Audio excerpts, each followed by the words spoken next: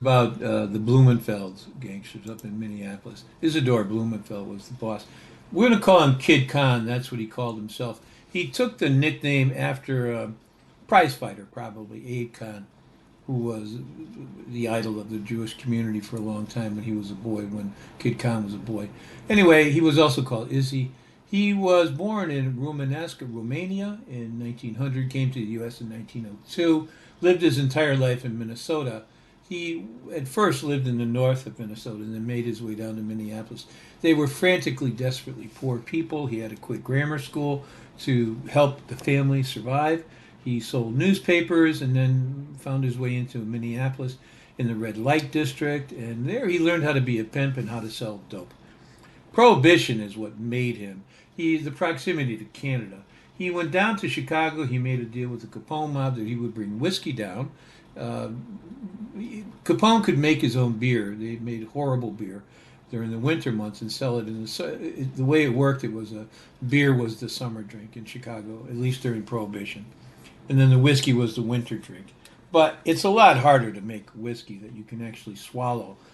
And without the American market, these companies in Canada, Caribbean, Europe, they were willing to cut any deal they could. So they provided it, and they provided it not only to Capone, they provided it to five other states, mobs in five other states. Him and his brother Harry Bloom were partners in this. By the way, Harry Bloom, the parents changed the name to Bloom. They thought it would sound less Jewish, but Harry didn't like that. He didn't like being this, a mayonnaise named Harry, so he changed his name legally to Yiddy Bloom. So good for him. Their bootlegging years were brief. They worked in bootlegging 1920 and 1933, but still, it made them very rich. In August of 1933, a federal grand jury in Oklahoma City charged Kahn and his business partner, Barney Berman, with playing some kind of role, it was never clear, in the infamous Charles Urschel kidnapping. Um, if they did anything, they probably washed the money, the ransom money, because they had enough money to be able to do that and enough sources overseas from their dope to be able to clean the money. The kidnapping, the Urschel kidnapping, by the way, made the FBI. Prior to that, they were what they were called the Briefcase Bureau, and they were not very effective. I don't even know if they had guns. A lot of state resented them because they thought we don't need a national police force, and so they actually worked against them. But when kidnapping became rapid, from 1931 to 36, they had to do something. So the FBI leaped in. They did a good job, we have to say, and they solved most of the kidnappings they worked on. And they got rid of a lot of these crazy guys who were doing the kidnapping. So anyway, the charges were dropped against Urschel. Machine Gun Kelly, not so good. The thing to remember about George Kelly is I don't even think his name was Kelly. His wife was part of the Shannon family. The Shannon Ranch was in Texas. So if you were a bad guy, an independent bad guy, you could go there and hide out. If you were wounded, they'd take care of you. You had to pay a lot for that. Uh, so she was a pusher and the shover in this relationship. I've forgotten her first name. She ended up in prison, I think. And she took poor Machine Gun Kelly, I don't even know if his name was Kelly, and she made him into something ridiculous. She would call the newspapers and she'd say, George Machine Gun Kelly did this, and he didn't even have a machine gun for half of the stuff if he had one at all, if he owned one at all. Actually, Machine Gun Kelly was a pretty uh, calm, self-effacing guy, kind of shy, didn't have a lot to say. He was an ideal prisoner in prison. So anyway, back to our friend Khan here. In 1934, the following year, he got a year in the workhouse. They had workhouses in those days for operating a still, which is a quick way to make money because there's no middleman. You can just make your own rock gut stuff. The brothers expanded this criminal empire from the Twin Cities all the way down to New Orleans and every place in between. By the way, they were indicted, in New Orleans, but they refused to appear at the trial. And they just, no, we're not going. Go ahead, have your trial. Good luck. And the charges were dropped. They succeeded in these things because they were willing, more than willing and happy, to dabble in dope and women, prostitution. Tommy Banks, who ran the crime scene in Minneapolis at the time, he didn't want to get involved with those two areas. There's a lot of Irish criminals that, they would murder people, but they wouldn't sell women. So Roger Toohey is an example of that. When Capone sent the guy up to see Toohey to expand into western Cook County, Toohey's territory, and the guy said, Al thinks this is virgin territory for whorehouses. Dino Banion's another guy who refused to delve in women. But they would murder people. Now, in 1956, he did do business with Tommy Banks. Conn and Banks did business. In 1956, they merged their monies, considerable fortunes, and they invested in Twin Cities Rapid Transit Company, bus company for the city. Smart move. They were not reluctant. Conn was not reluctant to use force if he had to. In 1928, there was he and Vern Miller, which is one of these crazy independent gangsters who ranged across the Midwest. They were out drunk and they shot a police officer named James Trepanner. They crippled him for life. All the cops showed up. They always do. It was a gun battle, and Conn got shot in the leg, in the right leg, and he lived for the rest of his life.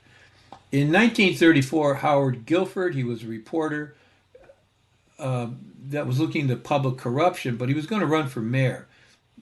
And that scared them because they didn't want an honest mayor. So they cut him off. He was on Pillsbury Avenue in Minneapolis. They cut him off, and he almost decapitated his head with a shotgun blast close range to the neck. They stuck it in the car and shot.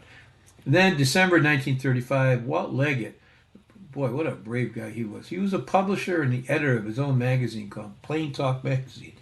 He was shot 5 times in front of his wife and his 10-year-old daughter, Marta, in a drive-by shooting in front of his apartment where he lived. Leggett, well, he was a crusader, and he reported on dozens of connections between these Minnesota politicians, especially the governor, Floyd Olson, and other criminals, that they were tied in somehow. So Leggett, he came from an old, distinguished Minnesota family. He was an early backer. He and his family were early backers of Olson. Then, gradually they realized Olson's a thief, and he was power mad. So the politicians, Olson and his pals, responded by sending Liggett over to talk to him. Liggett showed up with this guy to talk to Liggett. Kane showed up with Abe Brownstein, and they tried to offer Liggett some money, and he said, no. I said, well, all right, how about you need favors? Maybe we can do for you. No. So they said, well, we don't have any choice, and they beat this guy something horrible. It was a severe beating. They closed his eye. They kicked some teeth out of his mouth. They ripped his ear off. Somebody bit his ear off. They broke his ribs. He survived, but what they did is they had Liggett arrested for assaulting them, believe it or not, and it worked. So later on, Conn arranged for Liggett to be arrested for statutory rape of a 19-year-old girl, which really hurt him, really hurt his reputation. And he had to fight that off, which took away from attention to the governor. Conn was arrested when Liggett was killed, February 1935. He was found not guilty, needless to say, but everyone in the city believed he did it, that he had fixed the jury. This Governor Olson, the clown who started this all, died of a stomach ailment within the year, so it was all for naught anyway.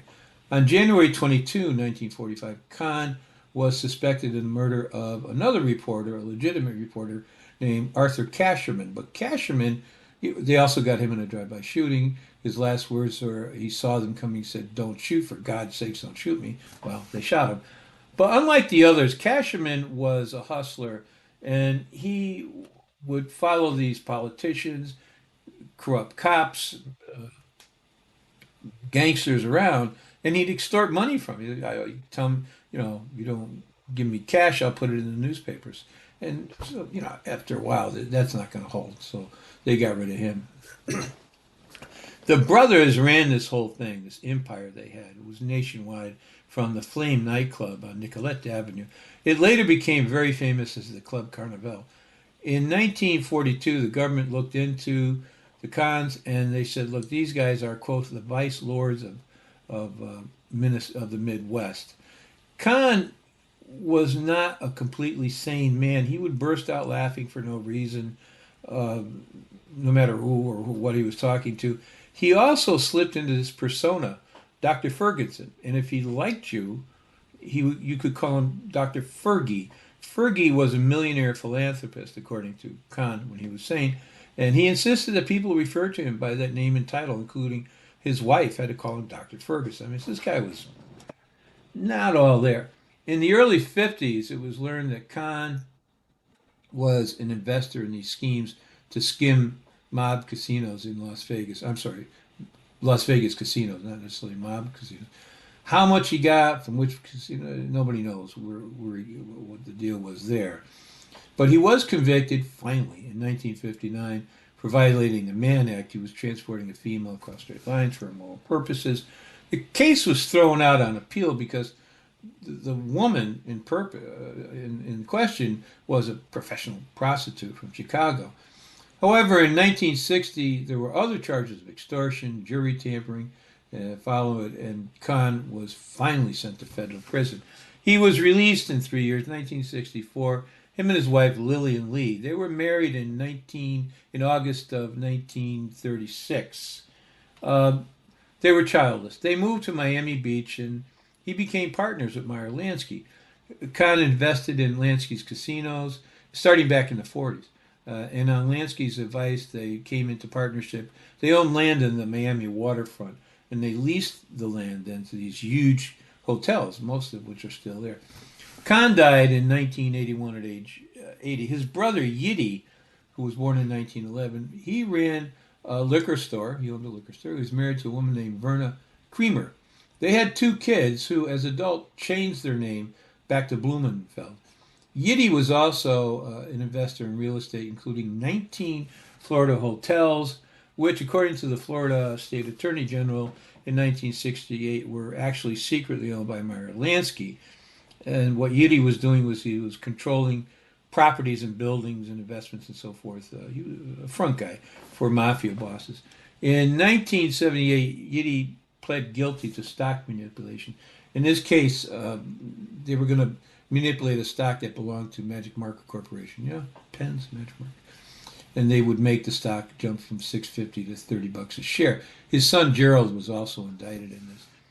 It was rumored in the underworld that when Meyer Lansky's daughter, who was supposed to sit on money that Meyer left for her disabled brother, Buddy Lansky, who was in a wheelchair, that she took it. She spent it all. Yiddy Bloom paid all of Buddy's medical expenses. Yiddy died on November 18th, 1994.